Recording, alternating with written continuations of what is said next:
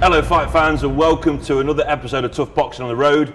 I'm your host Jack Fletcher and I'm delighted to be joined today by Mr. Carl Greaves himself at Carl Greaves Boxing Academy. Carl, how are you? I'm all good, Jack, thank you. Yeah, long time no see. Freedom Day's coming up, July the 19th. We're coming out of lockdown. I've seen on social media quite a bit that you've got a huge show coming up, which is really nice to see. Just tell us a little bit about it. Yeah, really excited. Great news for everybody. The 19th of July. So September the 11th, I'm back at the Morningside Arena at Leicester, a 3,000-seater venue that's had shows there before. Obviously, Frank Warren Promotions has promoted there, and Conor McGregor, both TV channels and TV shows. So really excited about it, and great to have my lads, all that are managed on that show, all in one stable. So really good. One fight that's standing out from all the rest is one of your fighters, Mr. Stanley Standard, straight off the back of a convincing win on Fight Zone a few weeks ago. Another knockout for him, 2 knockouts in a row now, 100% record, fighting an old rival in Kyle Fox. They met in the amateurs. A little bit of animosity there when I interviewed Kyle a few weeks ago. Looking forward to that one? Really am, yeah. I mean, we tried to make that fight for the last show on Fight Zone, but obviously Kyle's trainer was on holiday and he didn't want to do it without his trainer, which is understandable. So we've got it on now on a big platform. The show's going to actually be filmed by Fight Zone as well. So great platform for the fighters, and yeah, I'm looking forward to that fight. Like you say, old rivals. I boxed twice in the amateurs. I think Stan beat him both times, but they're good fights, and Kyle fancies the job. I listened to his interview with you, and yeah, he's really up for it, which is good. He's going to bring a few fans as well, and he'll make one hell of a night. Looking at the two fighters and their attributes and what they sort of bring to the table, stylistically, how's this fight going to pan out from your point of view as a coach, as Stan's coach? Yeah, well, Stan's at that stage now where he's sort of like mixing it up. He can box on the back foot and he's strong enough to go forward now and have a tear up. I mean, I prefer him to box, use his skills, use his attributes. But as you've seen his last couple of performances, he's been going on the front foot and he's managed to get a couple of stoppages. So it'll be interesting to see what we decide to do on the night. Whatever Kyle brings to the table, I'm sure Stan will have an answer to it. But we'll see. But Kyle's up for it, as you've seen, as he spoke, and really fancies the job. And Stan does as well. And if they go head on, full at it, it'll be better for the fans and great for TV. In regards to Kyle Fox, I mean, he's bang up for this. He wants redemption. He's convinced that he's going to get a win over the line as well. What does Stanley need to be wary of with Kyle in terms of what he's bringing to the party? Just complacency, really. I mean, obviously he holds 2 wins over him from the amateurs, so he might just think it's routine. But I think Stan's been around long enough to know now that it'll be a different Kyle in the pro ranks. I mean, Kyle's a bit more experienced. He's had 8 fights, 7 wins. He's fought for an area title. So he's got the championship rounds behind him and the championship experience, and obviously Stan's still in the rookie stage of his career. Once he had 4 fights, 4 wins, he's not been 6 rounds yet. I mean, he was scheduled for 6 last time, but managed to get the stoppage in the 5th. So it's a little bit of a step up in the pro ranks for Stan. So he can't be complacent, he's got to be on his game, and I'm sure he will be. I mean, Stanley Standard, extensive amateur background, he's won many amateur titles, and now he's coming to the pro ranks. I think he got a knockout in the first round at one of your shows just before we got locked down. It was a very convincing win. What's it like working with Stanley week to week, month to month? He's a great kid, very, very dedicated. Like I've said before, he's the most dedicated fighter I've got. He's one of these kids that you have to kick out of the gym. Always wants to train, always calling me saying, "Are you available to train me today, coach?" And he wants to come anytime, you know what I mean, when he can. Which is great, you know what I mean? He's fantastic having a fighter like Stan, and with his skill set and mindset, I'm sure he can go a long way. And in regards to the other fighters coming through the ranks as well, you know, the casual boxing fans probably don't know too much about these guys, but they'll get to see these guys showcase their skills in Leicester in September. Yeah. Do you just want to tell me a little bit about the other guys on the card? Yeah, well, I've got Kyle Haywood. He's like a veteran of the gym now, Kyle. He's a former area title challenger, lost by a point at the same venue actually on a BT Sports show. So He's up against Ryan Amos, a local lad from Nottingham, so it's a local derby, Leicester v Nottingham, and that's for the Midlands area super welterweight title. So it's a title that Kyle lost to before. So hopefully, obviously Kyle can win the title and become Midlands area champion. But it's going to be it's a close fight. It's going to be an hard fight. They've sparred before. There's nothing in between them in sparring, and which, like I say again, it's another 50-50. And which is what I like to do, try and bring even money fights to the show and for the card, so the fans, the only winners are the fans. I mean, it's been a long road through this COVID. I mean, I know that we've had quite a few interviews online on Zoom over the past sort of 12 months. It's been highly frustrating, but finally now you've got the opportunity again to put a show on with live fans coming back. You must be ecstatic. I am really pleased, and especially to go to a venue like the Morningside Arena, a 3,000-seater. I'm over the moon to be able to deliver and put a show on like that for my fighters. I mean, it's a TV style venue, and obviously Fight Zone are filming it, which is going to be shown to casual boxing fans who has downloaded the app and paid for it. So yeah, I'm really pleased, and I'm over the moon. I'm just waiting on a few of the Boxing Board of Control guidelines and what they're going to put in restriction wise, but I'm hoping that by September things will all be back in place and back to normal. Okay, moving on to some other fighters that have joined your academy. One in particular, Mr. Ryland Charlton, a valiant effort against Florian Marcoux a few months back. Dropped down a weight, but now he's decided to come to you and you know, train hard and get back on the horse again. What's the latest with Ryland Charlton? Yeah, well, obviously Ryland's managed by Dan Naylor, who I used to manage as well. So we've got a bit of a connection there and a bit of a link. And he's liked the work that I've done with David Avnissian. So Dan rang me after he got beat by Florian and said, would you be interested in training Ryland? I said, definitely, yeah, bring him down. We did a session, he really enjoyed it. Like what we do, he's my kind of fighter, strong, aggressive, come forward. And I mean, I can adapt to the training, but they're the fighters that I prefer to work with, because it was sort of like my style as a fighter. So we're really clicking and getting on well. We're just waiting on a date. He's still with Matchroom. He had a free fight deal with Matchroom. He's into his third one now. Our 3-year deal actually. So we're just waiting on Matchroom getting him a date. I'm hoping September. He's chomping at the bit now. He started sparring.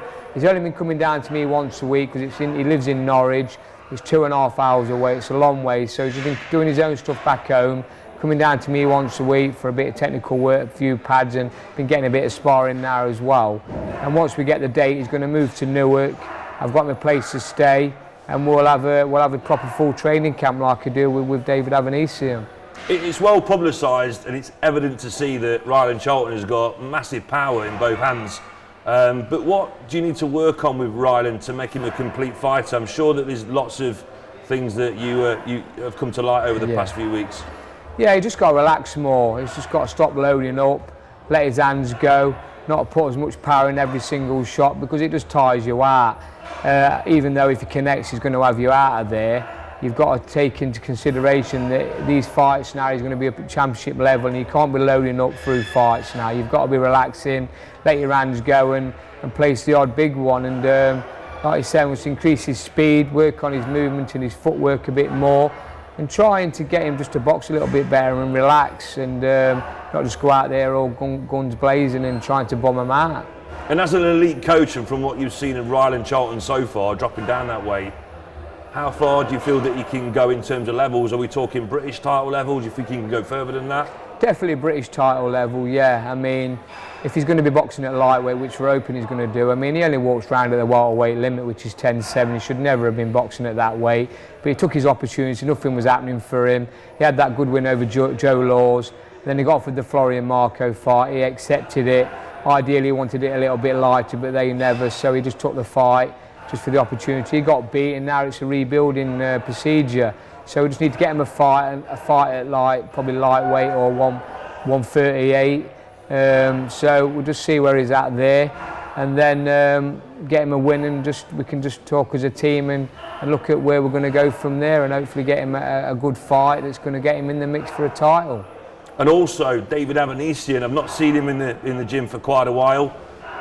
What's the latest with David? Yeah, well, David, he's back home in Russia training. He just comes to me 8 weeks before a fight. Unfortunately, the big fight on the horizon hasn't happened. We were told we was going to get a big name, a big fight, maybe for a world title eliminator or even a world title fight. It's not happened, so he's going to be defending his European. We should be moving on from there now. We've had four victories for the European title, all stoppages. We've proved we're above European level. We should be going on to world titles, but like I said, unfortunately we haven't been able to get that fight. So he's going to defend his European title. The mandatory is Jordi Weiss from France. He's 27-0. He went out to Perspids, was all set to defend against him, but he's all of a sudden pulled out with an injury. So they've gone down the rankings. I mean, he was number 1. Conor Benn's number 2. He don't want the fight. He made that clear from day one. They didn't want the fight because they was trying to get David to vacate. So we've gone to number 3, which is Liam Taylor from Manchester. Good fighter. I think he's only lost once. He's proved he deserves his opportunity. I've had a look at him, and he's a very good fighter. I've seen him in the past anyway. He's boxed a couple of my kids over the years, so we're not going to take him lightly. I mean, on paper it's a routine defence, but nothing's routine in boxing. One punch can change the whole world and change the outcome of anything you've got planned. So we're going to get this out of the way, and then we're going to see what happens from there, and hopefully get the well-deserved world title final eliminator or a world title fight, but we'll see. But frustrating for David, because after the Josh Kelly fight, he really deserved to be moving on. It was a big win on a big platform. I was told it had the most views on a Sky show all the way through lockdown. It blasted all the other viewing figures. So he's a name now, and obviously he's well known in Britain as well, obviously through the links with me and his manager Neil Marsh. So let's just see what happens, but we'll get him back, we'll get this fight out of the way, and we'll just take it from there. What an historic night beating Josh Kelly. Surely that's one of the biggest highlights of your boxing year, would you say, Cole? You would say so, yeah, but when you've had David box Shane Mosley, who is an absolute legend of the sport and Hall of Fame, multi-time world champion at different ways, then it takes some beating, that does. But I think for the pressure and the build-up around that fight, and obviously the animosity leading up to it, for obviously Kelly pulling out on the day a couple of years ago, it built into a very, very big fight. The media attention around that fight in the bubble was crazy. It was non-stop doing interviews, whether it was for Sky, Radio 5, IFL TV, whoever was in the bubble, we was doing them for. And we played our part. We built up into a massive fight, and we got the win. Like I said before, there was a lot of pressure on that fight for me. Not just obviously not just for me as a trainer, for the whole team. And we needed to win it badly. And obviously David went down there, never let us down. Went out there and put one hell of a fight on and destroyed him. When David Avnissian defeated Josh Kelly, there was a bit of talk about a potential Conor Benn David Avnissian fight. Were you disappointed that didn't come to fruition? Because that's a fight that a lot of people wanted to see. Yeah, a lot of people wanted to see it, but I knew it was never going to happen. I know Tony Sims very well, Conor's manager and trainer, and he told me that they weren't ready for that fight yet. He said, forget all the talk. He said, we need a couple more fights yet to get Conor ready for the likes of David, which was great hearing it from Tony. He's a respected guy. I know him well, and he's a very good trainer, knows the game, and so I always knew that fight was never going to happen. Matchroom actually asked us to vacate the European so Conor could fight for it, but obviously Neil Marsh, David's manager, said yeah, we'll vacate on the condition you can get as a big name or a big prize to vacate for. Obviously they never delivered, so we haven't vacated, and we're just going to go down the European route until we do get a big fight.